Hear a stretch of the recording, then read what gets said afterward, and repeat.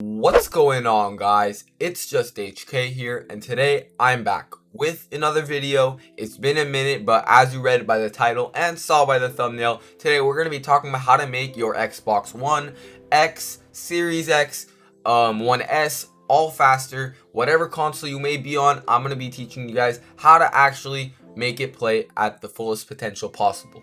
Now, I made a video about this about 3 or 4 months ago, back when I had the Xbox One X, and now that I actually do have the next gen console, Xbox Series X, I want to actually go over some more information and stuff that I didn't go over in the last video. So this is going to be my most up-to-date how to make your Xbox faster, so be sure you guys are watching the full video and like it as well, so this actually reaches a bigger audience and it can help more people out, because that's all I really want to do, help you guys out, because that's the whole point of the channel.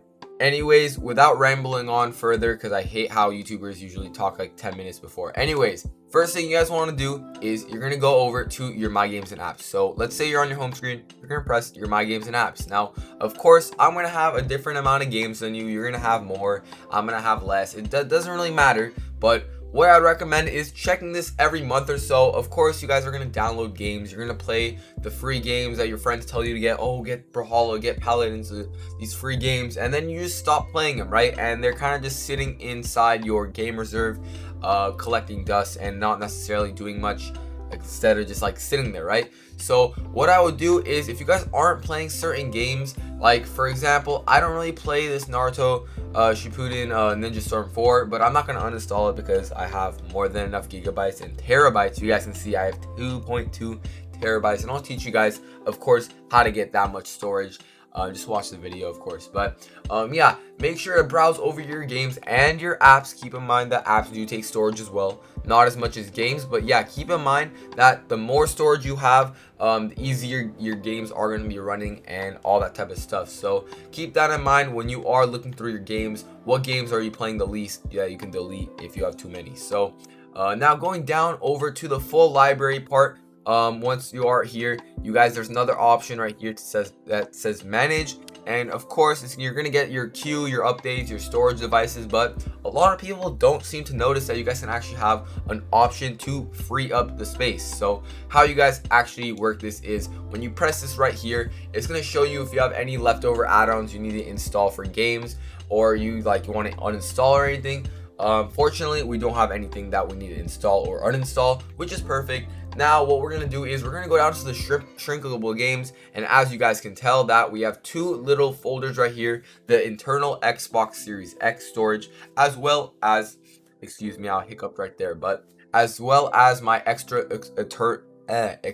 storage. Sorry for the stutter over there, but you guys can most obviously tell that I have two different downloads of Fortnite, which is kind of stupid. I don't know why or how this happened. When I transferred my Xbox Series X or Xbox One X information, it gets duplicated the Fortnites. But basically what it says right here is I can shrink this by 3.5 gigabytes, and I would just basically be saving 7.6 gigabytes if I just shrink both of these.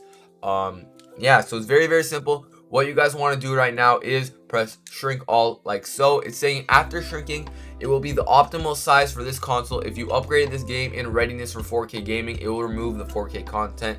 But of course, I'm not playing Fortnite in 4K. I don't need to be doing that. So we're going to be shrinking that game. And once you guys actually do it, it will go back to 0, of course. So also, I'm gonna do the same thing on my extra one. So just like that, boom, shrinks by 0, and we just gained 7.6 gigabytes. You guys can tell that the number actually went down a little bit for my storage, so that means that less storage space is filled. So now that we're done with the managing and the games and all that, we're gonna get into a little more technical stuff for your console. So the very first thing I want to get you guys to go to is to the settings. So how you do that is go all the way to your profile and system, down to your settings, and boom, we're here. So we're going to be going over a lot of these settings, like the account settings, the general settings specifically. But yeah, we're going to be going over every single thing that does affect your console in whatever game you play to make it faster. So the very first thing I want to talk about is the power mode and startup. Now, this is actually going to be an optional option for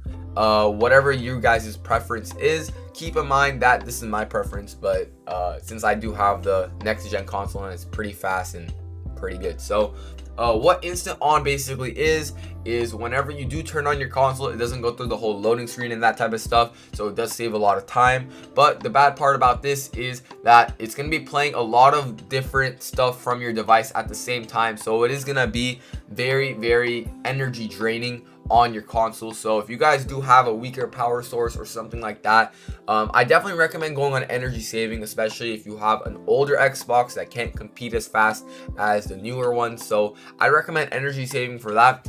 Personally, me, I like going instantly on after I turn on my Xbox. Of course, in a couple months or so, I'm gonna go back to energy saving, but since I got this brand new Xbox, I'm trying to use the full capabilities of it.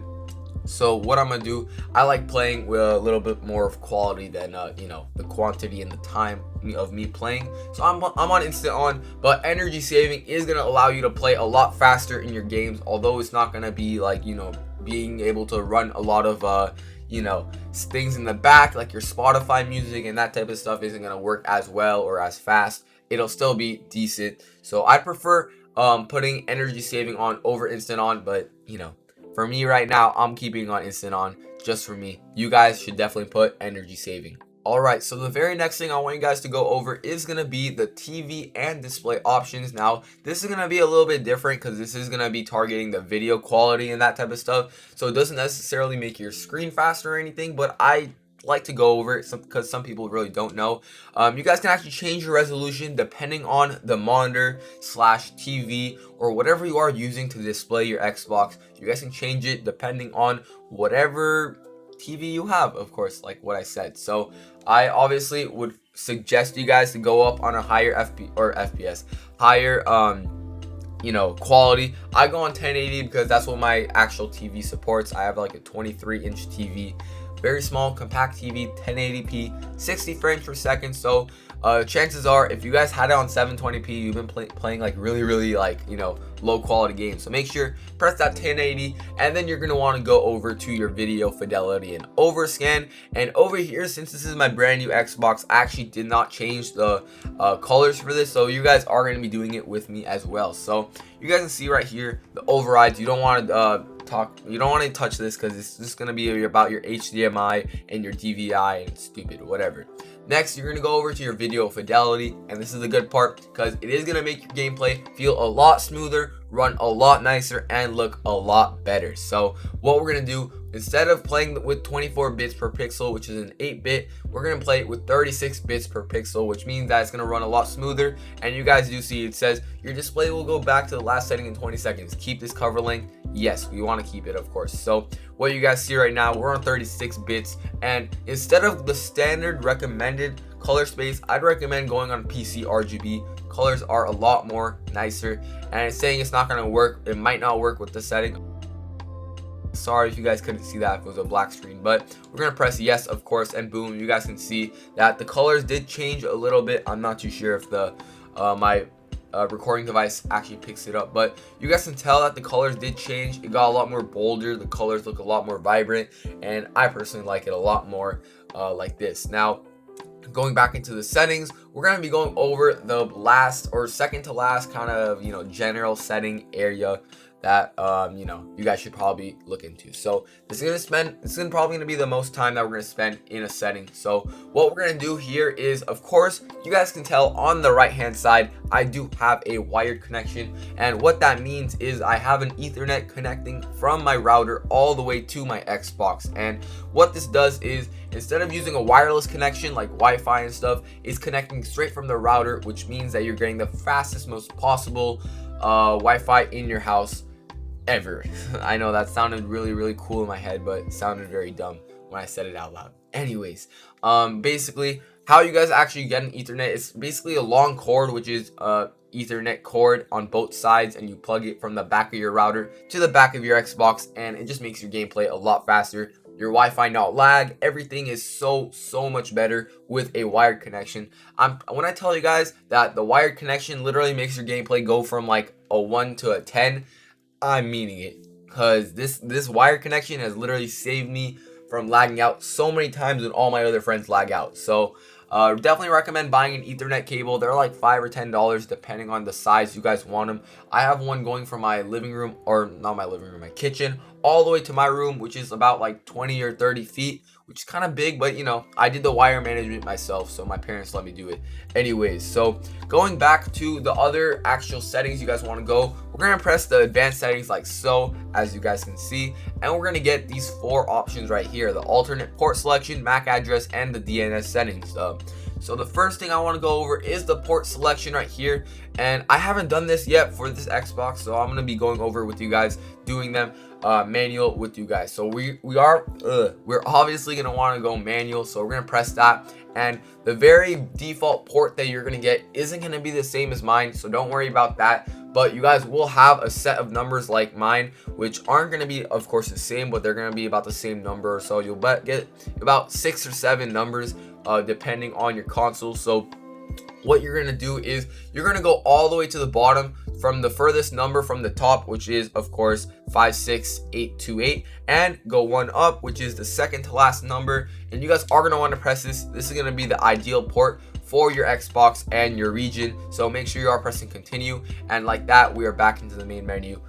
Everything's good, we're good to go. Now the alternate MAC address, this right here is, I don't really know like what this does, so you guys don't want to like press it because I'm not trying to mess up your actual Xbox or anything. But we're gonna go into the DNS settings. Now this is a little bit more important. On my Xbox right here, I don't have a DNS setting yet because I haven't done my research too much on my DNS server that is updated for 2021. But what DNS servers are is basically online servers that you guys can latch onto, so it makes your ping a lot lower. Let's say in Fortnite, if it's like a 24 ping, that means, you know, you're moderately close to the Fortnite servers, and wherever you may live, it'll be more or less depending on the DNS server. And this does help when you do have a DNS server close to your house, or which is close to your, you know, your area. So personally, me, I'm NA West. I usually like to use the Google DNS server. You guys can search up a ton of videos online, or just Google it,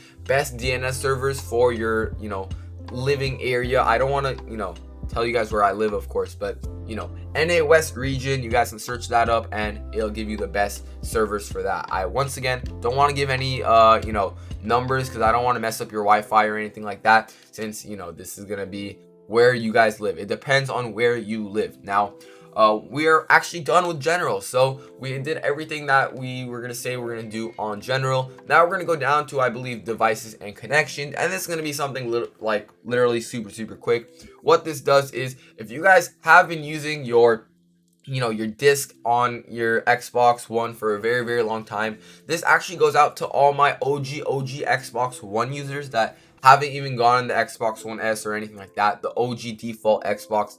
I know you guys have been playing with a lot of discs, and that actually does slow down your Xbox a ton. So make sure you are going to your persistent storage and clearing it a couple times, like 1, 2, 3. I cleared 3 times just to make sure everything is off of it. I have yet to use a disc on my Xbox Series X, but this is all for all the people that actually do have the old consoles and they're gonna be, you know, a little bugged by it. So once you are done with that, you are good to go. I believe that is all the stuff that I actually have to show you guys. So hopefully you did enjoy the video. I'm gonna wrap it up. I don't want to make the video super long. I know it's pretty long right now, but anyways, it's been your boy JustHK. I love each and every single one of you guys, and I'm out.